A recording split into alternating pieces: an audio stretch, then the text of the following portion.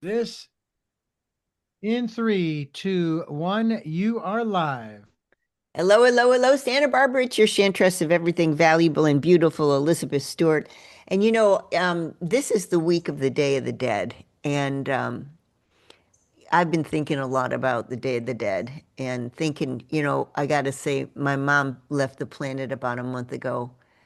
And so I've been, Oh, I know I've been stopping at all the flower stalls and buying all the marigolds I can possibly buy.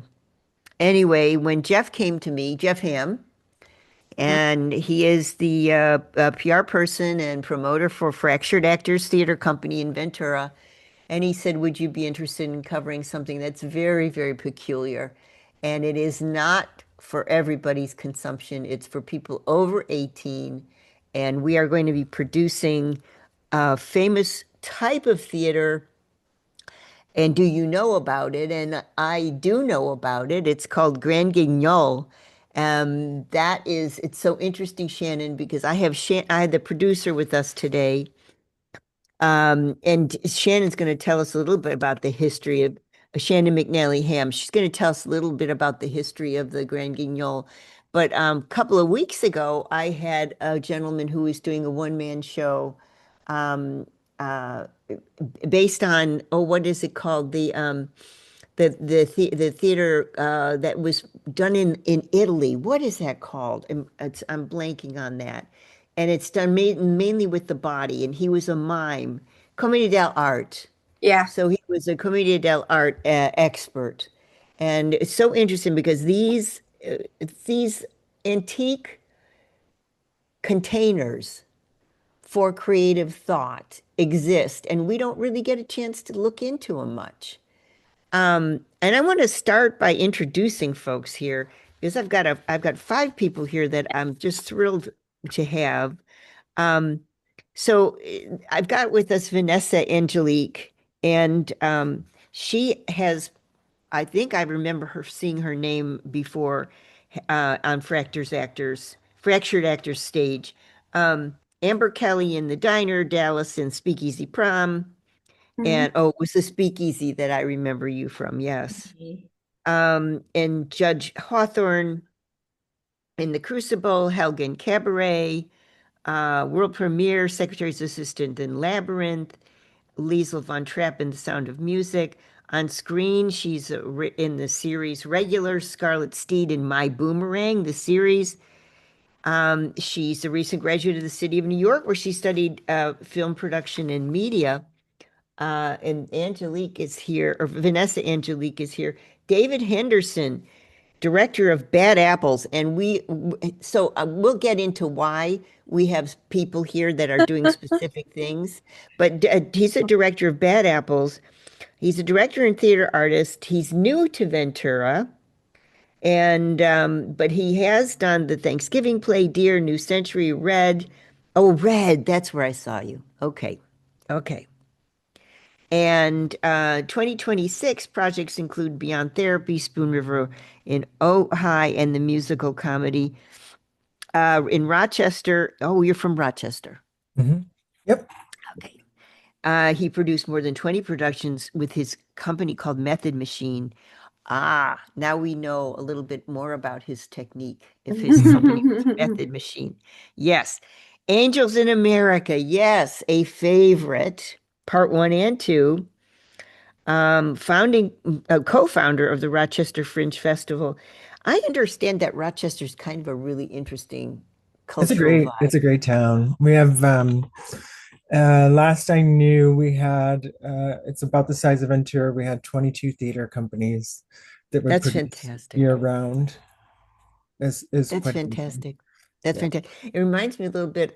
So my background, I was in dance most of my life in ballet. And then of course when you become in your mid 30s, you got to retire because you're just old in ballet. And so that's it for any dancer, unless they're Dame Margot Fontaine, and then it's a whole different thing. But I was so used to being around theaters that I decided, well, I'm a good painter, and so I did a lot of set design. And then that led me into stage design, which led me into a thing called verisimilitude. So Mhm. then I moved to Southern California where people said, for example, the Geffen, I worked for them for a while. They said, okay, we're going to do a Ibsen play. Can you make the set look like 1820 Mhm. Scandinavian interiors? And that's, I was always interested in historic interiors. Mm. And so I did a lot of verisimilitude over the years, and then lo and behold, became an appraiser because it's the world of material things, and what the historicism means to those material things. And I worked for a theater called the Cricket in St. Paul, Minnesota, and that was the same deal. In St. Paul, there was like a million. Of course, there's always the Guthrie, but Mhm. then there was a million small theaters, and they were all so flourishing. There's something about a really cold, David, a cold, Sure you know, enough. People like to be inside, sitting in the warm, having had their coffee at intermission and before the show, and definitely. yeah. And what do you think of Ventura? What are the crowds like for you? Oh, I love it here. I mean, it's just really great. The community here is really tight, and that sometimes, in Rochester it was hard because there were just so many people to try and keep that community together and tight. But I like that here. So, and you've performed in Ojai as well, have you not? I'm not a performer. I Oh, just strictly a Yes, director. Okay. yeah. Well, So you will, have you done anything in Ojai? yeah, I directed Red, and I directed a play called Deer, which was also bloody. It was about a couple that hit a deer on the way to their country house, their mountain house, and Did we interview you for Dear? yeah, yeah, with That's what I thought. I knew Cynthia and I Taylor, knew, and yes. yeah. And then I think you brought the writer to us, didn't you? Yes, yeah, no, he joined us. Yeah, Aaron Mark. That was an honor. Yeah, he joined us for that interview. He's really great. Yes, that's right. That's right. Now it's all coming together. Well, James is here, who's a writer director, and to his credit, is the show Spectator. Actor, director, writer. Spectator is a dark comedy about employees who plot to murder the inventor of the self. I didn't read this beforehand. The self-checkout machine. I love it. It's so funny, James. So you got the self-checkout, but there's always like five people from even, let's say, Gelson's watching that you're not pilfering at the self-checkout. So instead of like hiring one person, there's five people watching two self-checkouts. It doesn't seem to make any sense, and then they'll stop you. Oh, you didn't pay for this or whatever. Well, it's your machine failure or something. But what Yeah, a I mean, if cool I'm going to do idea. self-checkout, I don't have a problem with it, but I also want a discount on the groceries and I don't want to pay for bags since I'm working for them now. Like I didn't, all of a sudden they're like, "Oh, it's convenience." And I'm like, "No, I'm working for you now." So that's my I problem want your with next self-checkout. play to be about the people in line that refused refused to bag their own stuff and then watch the poor people bag the stuff and then correct them. That's me. I won't correct them, but I watch them bag it because I'm like, because corporation won't hire more people cash registers, so they guilt us into bagging. So it's on principle, I won't bag it. Yeah, I'm an but I'm awful sure you person. don't say, well, you should have put my apples on top of the blah, blah, blah. So do it No, again. no, not at all. I'll take it. Yeah. I'll take it however it gets bagged. Yeah, I see. So it's a silent protest. I get it. 100%. Okay, and I love the title Spectator about the murders of the inventor of the self-checkout machine. And of course, uh, just last night, Jeff gave me a buzz and said we were going to have Bob Telford on the show. And he sent me very quickly Bob's bio. He was born in Illinois like I was, and he's also a Virgo born in Illinois like I as well. Perfect. Yeah. And your great grandfather, Sylvester Stanford, played in honky tonks. It's got to be in Chicago because Galesburg, there's no honky tonks there.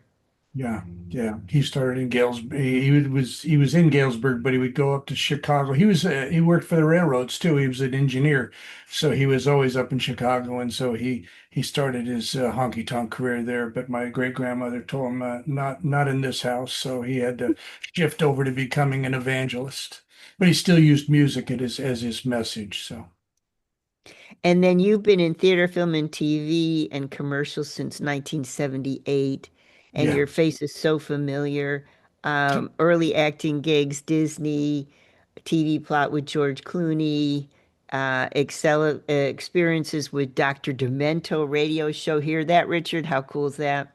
And then, it was a yeah, blast. Richard's a big fan of radio performances. And then your director, over 200 special event projects for the Academy, and many awards, including the Hermes Creative, the Communicator, and the Telly Awards. And then he's a writer, and we talk about the things he's written for Hollywood Fringe Festival and co-produced and starring in the Hollywood Fringe presentation of The Big Snake, part of a company called Eight Aprons. What a cool name. Yeah. And a part of the series entitled Hollywood Vampires, written by Tom Cavanaugh. And then we could go on and on and on. Just to say that a lot of his films have actually gone on to be screening at film festivals across the U.S. Let's see, list of projects, podcasts, and he's doing a lot of podcasting and voicing. And you can actually check him out on a really cool site. I looked at this last night. www.dowhatyouLike.biz. And you can take a look at his new video series, Hey, It's Me, Bobby T, and the podcast, Bob Telford's Creators Corners on YouTube. And then I encourage you, I mean, it's pretty fascinating. This is a guy that Bob I'm talking about. He's had jobs pumping gas, delivering auto parts, making bagels, selling office furniture, and performing throughout his whole career. So, this is an important thing, a through line, we like to say. I like to stay busy and finding various ways to do it, whether it's doing voice work or on camera work or directing or whatever. It's important to me to keep my finger in the industry and be creative as much as I possibly can, which is fascinating because in all that and everything that I had done before, I had never done anything like this project, and I just the opportunity to be able to participate in it and work with both James and David as directors. It's really been a remarkable experience, so I enjoy it. So I have a great friend. I don't know if you know Peter Lance, but Peter is a writer. He's been a writer for TV. He won 5 Emmys for Miami Vice. So Right. he's one of those writers. And he's probably, I don't know, I'm gonna say in his mid 70s now. And he really felt crummy during the writer's strike and Yeah, went, yeah. And I mean, because that's his life. He's 75 years old. He's been in the biz yeah. for, 50. Ageism is a real big issue, certainly in That's certain. exactly what this I was going with this. Yes. Yeah, but it's remarkable that you brought that up because that's one of the reasons that I enjoy doing theater and working in venues like Fractured Actors is because ageism is not an issue. The last show that I was in, I was paired up with a woman. Shannon, how old would you say that my significant other in the show is? Rosemary?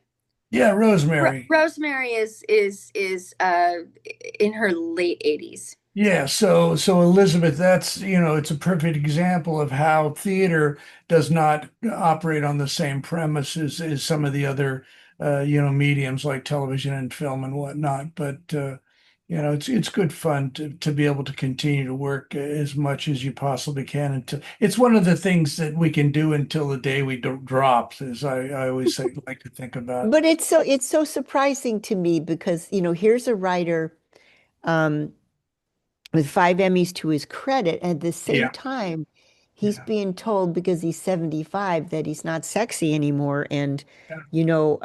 and he just really, it surprised me because I'm thinking of, Goethe and Chekhov and Yeah, I mean, they're writing at 88 years old, their best right. works. Yeah.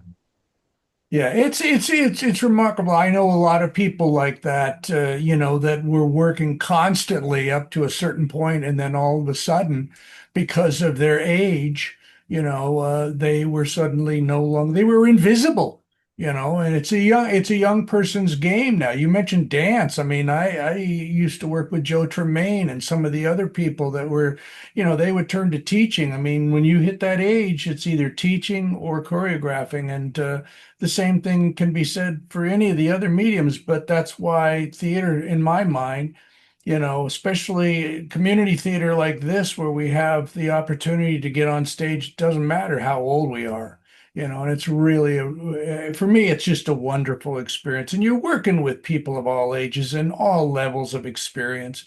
I mean, this show, the cast, is just so broad and the spectrum, and it's a wonderful opportunity. The last show that I was in at Fractured Actors, same thing. We became a family, and that's a cliche in a lot of mediums, but it happened. We still to this day stay in touch with one another. And I think that in this case, I think it'll happen again on this show, even though there's a lot of violence and blood and things like that going on in the show. We're still a family. Well, okay, so I before I'm going to introduce Shannon because I want Shannon McNally Ham to tell us about the art form of Grand Guignol. But before I say that, I got to say, Bob, so I'm in my early 60s. Now, my high school group, we were called the M Hallers because we were on the music hall in high school in a little Sure, farm sure. town in Illinois. Yeah, And so our gang is within 4 years of each other, obviously, in yeah. age. And we, all of us went into the performing arts in some way, every last one of our gang. And do you know that we still get together for everybody's birthday? As it should be. Yeah, And that's we, of course, we Zoom now because everybody's, working New York and Chicago and LA and blah, blah, blah. But we still get together everybody's birthday and have yeah. our, mock cocktail parties for everybody's birthday. And, Yep. that's, I don't know what it is. As you say, you form a special bond. Let me introduce, before we have to go to quick break, I want to introduce Shannon.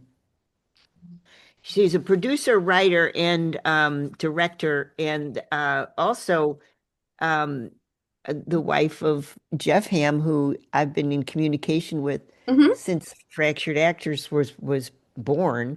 And Hmm. so Shannon, um, she's producing a Grand Guignol because she was telling me she's always wanted to do so. For 20 Hmm. years, 30 years, she's wanted to do a Yeah. Grand Guignol. We'll talk about what that means, but she's done some incredible performances. Um, the Baltimore Waltz, The Curious Incident of the Dog in the Nighttime, Grapes of Wrath, Shakespeare in the Park, Inherit the Wind. And for the past 25 years, she's worked on original plays by local writers. And she tends to come into a city and find out the local writers and then grab them and produce their plays. She believes in community theater. Both she and Jeff believe in community theater. And I've had the pleasure of coming to Ventura and seeing some of the speakeasy performances and all the energy on stage and how inventive everybody is on a, obviously not a huge budget. And so let me introduce Shannon. Talk to us about Shannon, introduce the art form, and then we'll go to quick break, and then I want you to talk more about the history of the art form. Oh, okay.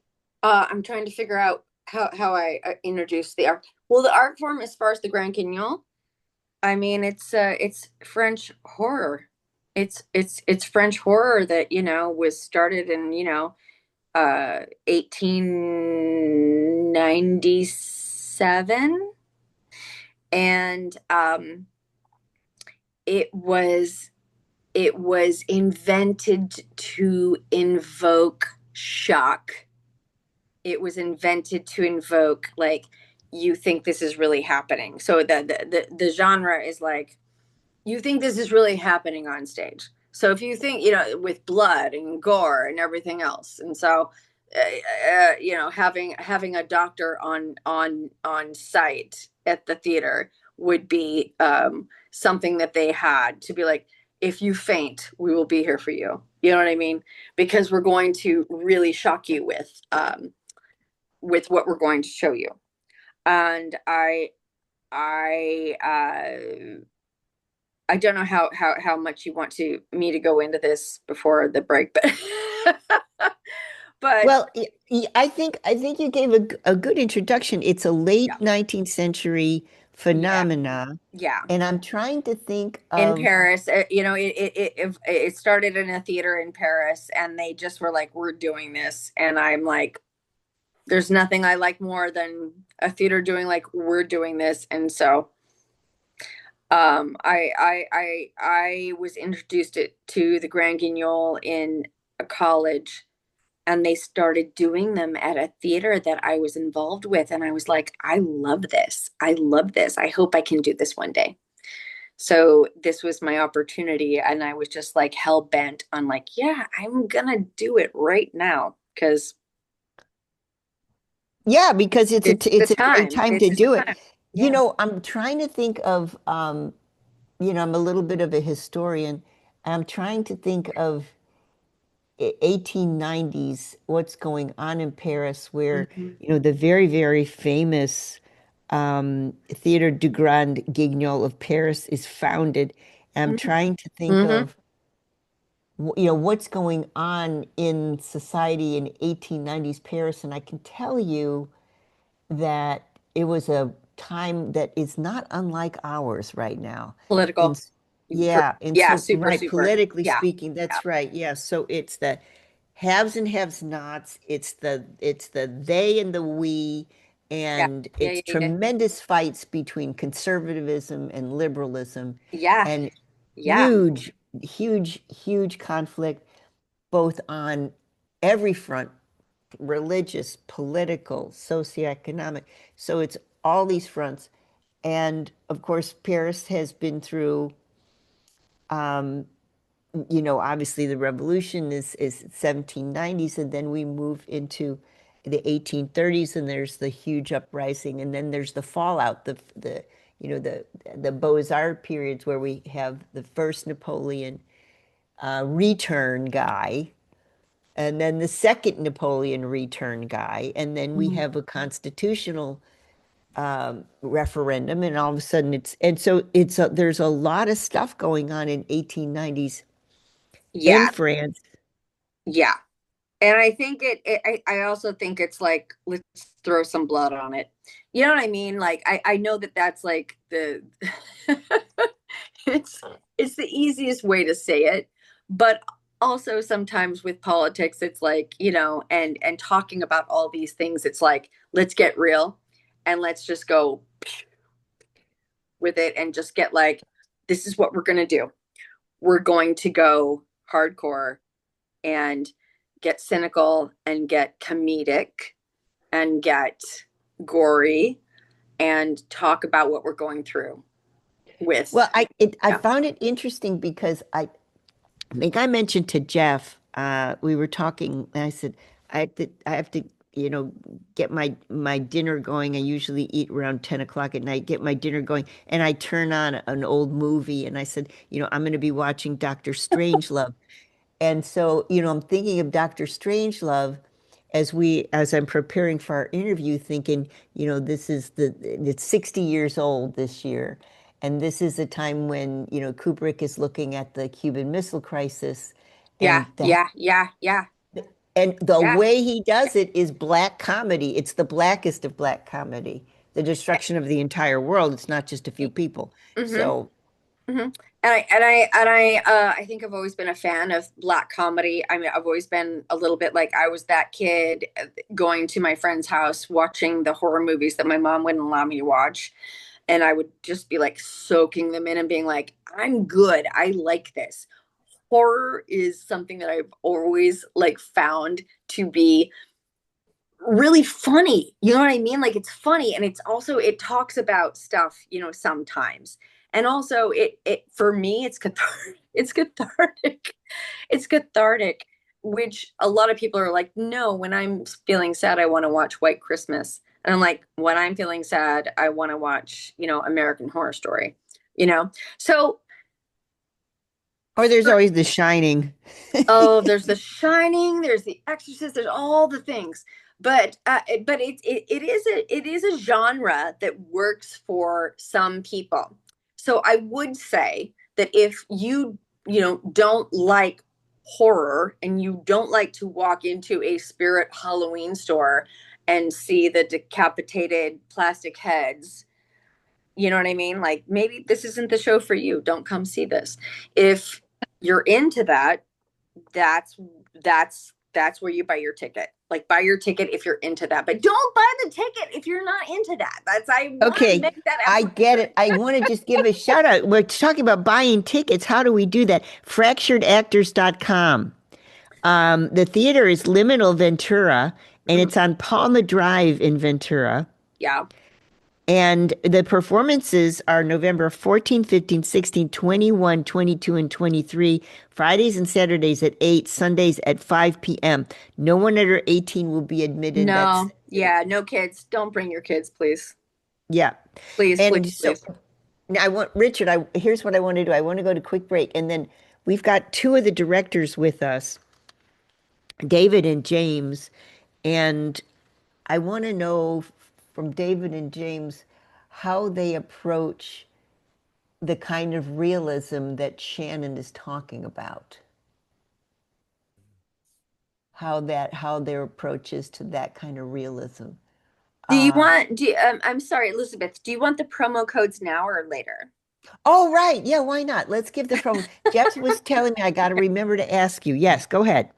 Well, the promo code is KZS KZSB, and you know what that Yeah. means, dear listener, is that if you call the theater, go online to fracturedactors.com, that you will get a discount. Yeah. So it's our station's call letters, KZSB 25. 25 Yeah, and that's 25% off.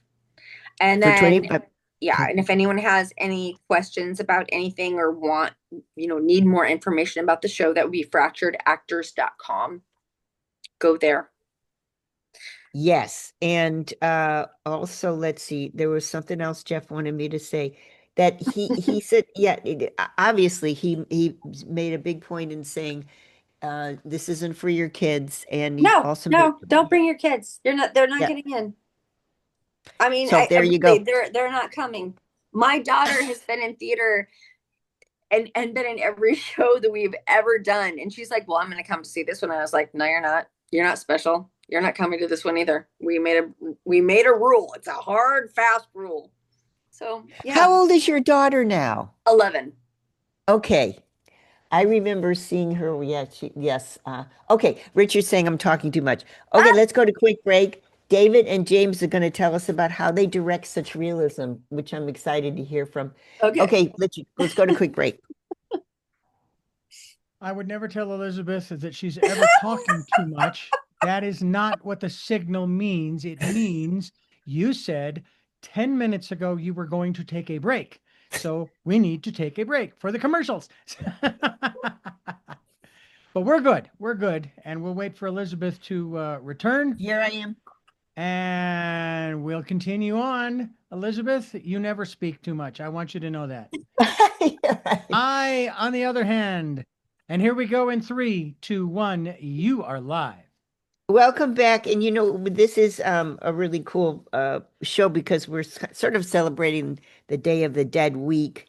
And because of Mhm. that, I'm bringing on Shannon McNally Ham, who is producing a type of theater that is very famous to theater historians called the Grand Guignol. And that is absolute blood and gore on stage in a very cathartic way, but it's undergirded by Black humor. And it seems to pop up both in other forms of film and TV and performance vehicles, novels, dances, when things are very, very tense in the landscape, in cultural landscape, political landscape, and any kind of thing like this. It seems to pop back up. And if you think about all the times when the great horror films were produced, you get a sense of why the Grand Guignol was a big deal at the last quarter of the 19th century in Paris, and why it's still a big deal. David, um, I want to know because now I believe that you've produced, oh, how many? 20, 20 Oh, to 30 productions, I think I was reading in yeah, your life. Yeah. yeah, yeah. Yes, with my company. Yeah. Okay, so Probably. how do you direct such a thing? Well, one, an experience like this. Luckily, I get to work with a playwright, so I start with the playwright. They send me their script, and I read it, and we talk about it. I ask questions, find out where the impetus was, and with Bad Apples, the idea was to write a lot of the Draguignan. They were sort of an original ripped from the headlines kind of writing. And what Shelby did is she took these despicable characters that she created and put them into this game show format where they fight for their despicable life or death. I'm not really sure where they end up all the time, but um, and so there is again a lot of Black humor, and the reason it's Black humor is because it comes out of the realism, it comes out of the truth. We know all of these characters. We know the slick congressman. We know the overzealous camp counselor. We know all these characters, and they come from real life. But then what we do with them is where the comedy comes in the So interpretation. I gotta say, so I was looking a little bit about your background online, and I noticed that in New York City, you were often the stage manager for some pretty important productions. Yeah, yeah. Yeah. I worked on a show called Wit for a good 2 years, and then I also got to work on Phantom of the Opera, which didn't have any blood, but it had a lot of horror and spookiness and a lot of smoke and a lot of candles.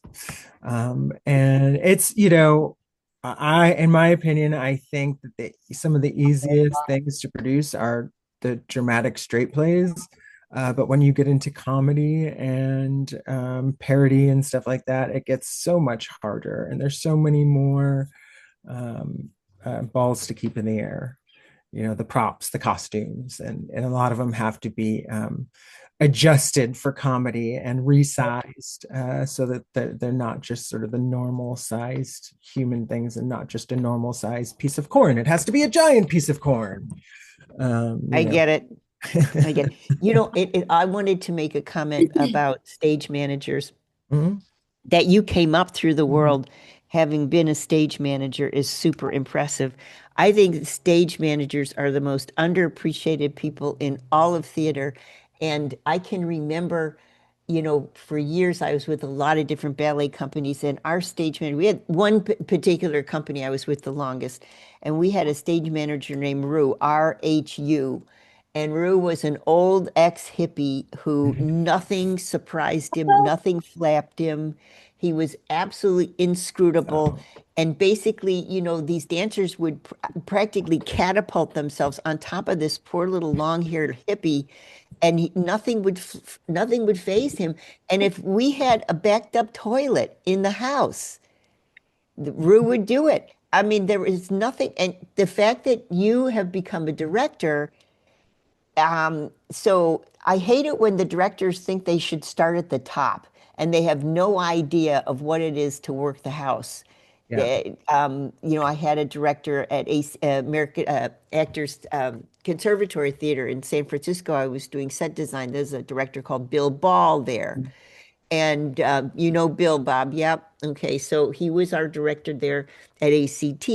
And the guy was really hard to work with because he didn't understand what it was to be on the bottom end, the stage manager end. I had a lot of directors when I was coming up in New York tell me that to stage manage because you need to learn all the jobs, and you're in the rehearsal room with the directors and with the actors, and you are watching every choice, and you are in the conversation with every choice that the director makes, and oftentimes part of that conversation, and sometimes leading that conversation. So I loved stage managing. It was exhilarating to be in performance 8 days a week often, and to have the adrenaline of problem solving and putting on a really great show.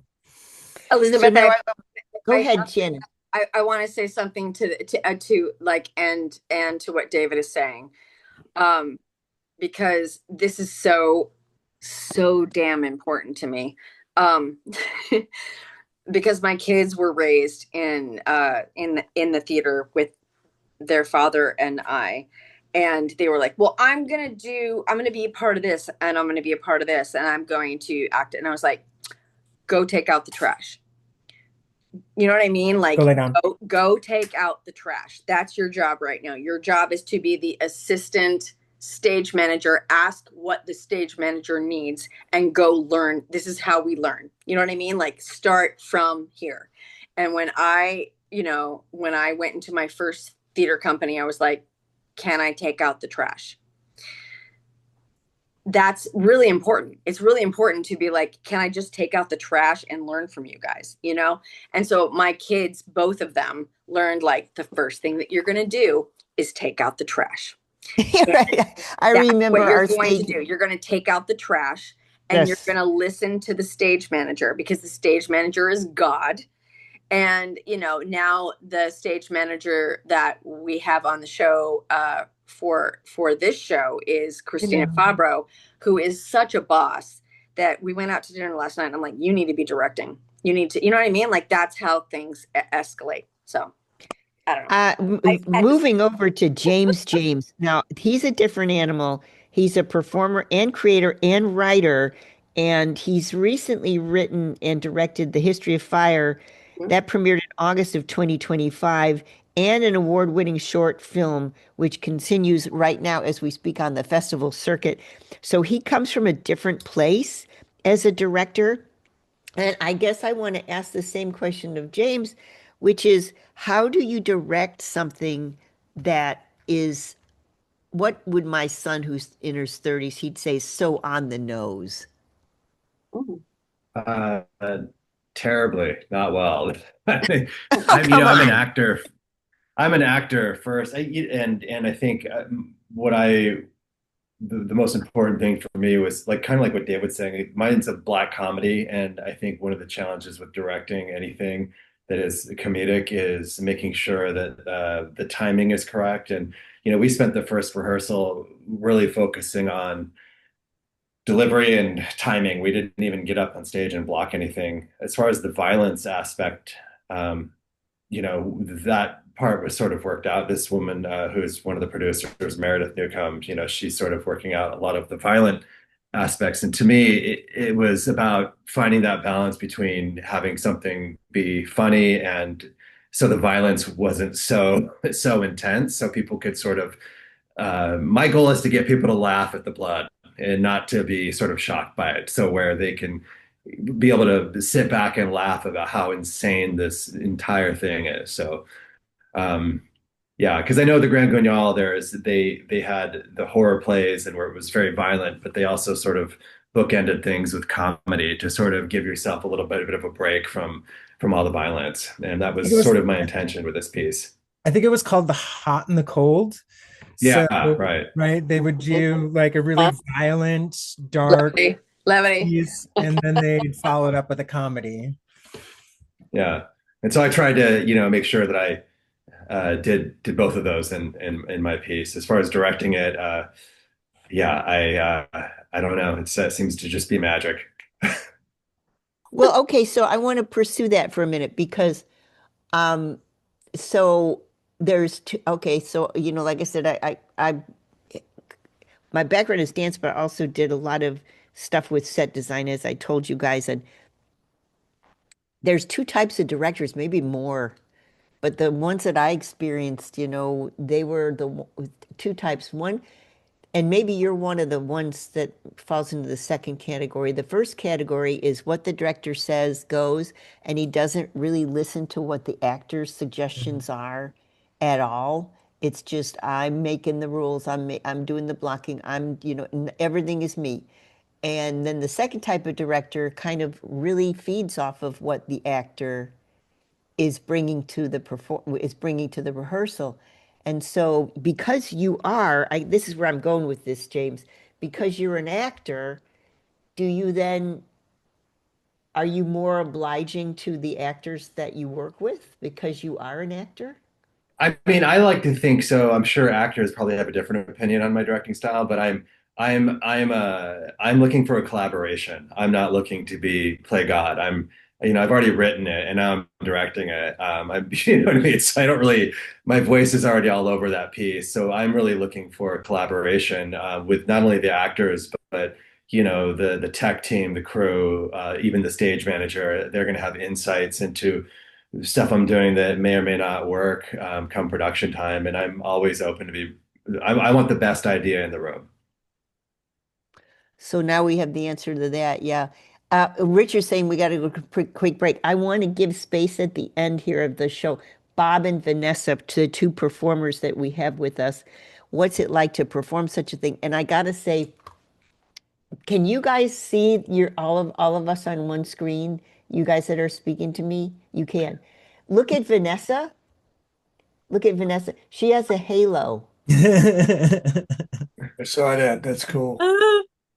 And I want to just say that's so interesting because I understand her role in this performance is anything but. So I want to know more about why she's picturing us having presented to us with a halo today when we get back from the break. Let's go to quick break, Richard. Don't turn that down. All right, final segment, and you've got about 3 to 4 minutes, so you can do a quick wrap up. Okay. In 3, 2, 1, you are live. Welcome back. It's Elizabeth Stewart. Just another shout out. This is the theater called Fractured Actors Theater Company in Ventura. The theater is Theater at Liminal Ventura on Palma Drive. And I have seen a number of performances. It's kick butt, I should say. I almost said the wrong word. Anyway, it's November 14th, 15th, 16th, 21, 22, and 23 November. Fridays and Saturdays, 8 p.m., Sundays at 5 p.m. This is a performance that's based on the old style Grand Guignol, which is blood and guts and comedy, black comedy. And no one under 18 is invited or will actually be let in. And if you are interested in a really different night, celebrating the week, this week, yeah, this week, which is the Day of the Dead week, this is for you. Vanessa, tell us about your role. Hi. So I am playing one of Shannon's side vampires. I apologize for my voice. I lost it a little bit, so hopefully everyone can hear me.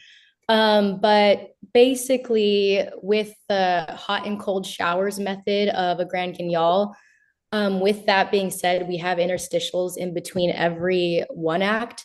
So those are kind of been named the Vampire's Revenge.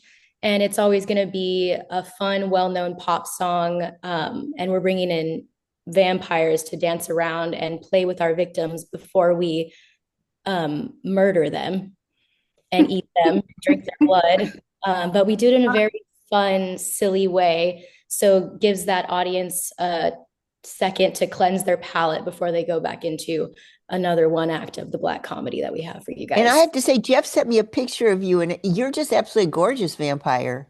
Just beautiful. Oh, thank you so much. Cheers. Yeah. That's part of the charm. We bring you in with our looks before we drink your blood. I love it. I love it. Bob, tell me about your performance.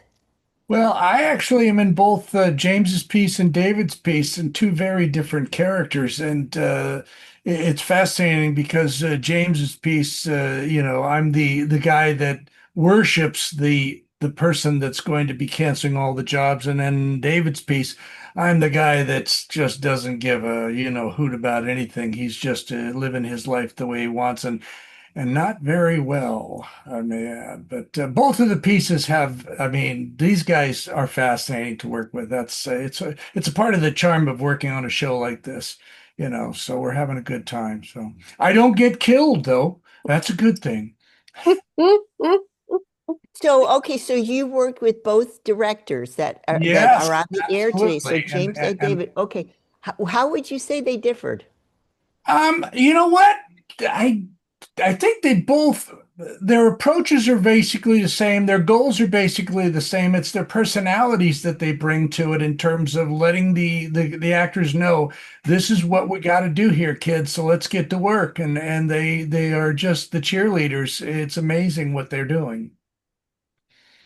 I mean, that's yeah. Go ahead. Go ahead, Bob. No. It's basically it's that simple. Okay. Yeah, and my first job working in the theater, by the way, was sweeping the floors. Yeah, and those were the days when everybody smoked. I can remember. Yeah. But anyway, thank you for having us on, by the way, and focusing on this show because it's a wonderful show to see. Absolutely, I couldn't have missed it. Fractured Actors Theater Company. I've been to a number of performances. It's so fun. It's really not Santa Barbara. It's very much Ventura, and it's its own voice. And I would encourage you take a look at the Grand Guignol if you're 18 or over and you don't mind a good horror film. This might be a great way to think about this time period, which is traditionally throughout all cultures when we think about the dead. November 14th, 15th, 16th, 21, 22, 23, Fridays and Saturdays, 8 p.m., Sundays at 5 p.m. Here's where you go. You get your tickets at fracturedactors.com. And when you go online, what you're going to do is if you've listened today and you're interested in seeing the film, the performance, go and put in your promo code for our listeners today. KZSB, S as in Sam, B as in boy. This is 25% any performance. KZSB 25 is your promo code. And any questions you have about that, you'll see Fractured Actors, how to get in touch with them through their website. And you can find a little bit more about the plays. You can also find some incredible photography, by the way, of each of the performances. And it's pretty remarkable how they got the, I don't know how you did it, but it's beautiful. Thank you all for being with me today. I'll see you at one of the performances for sure. Thank you, Elizabeth. Thank you. We appreciate it. Thanks, Elizabeth. All right, there we go. Thank you, folks. Bye, everybody. Thanks. Thank you. Thank you. Thank you very much. See you Saturday. Bye-bye.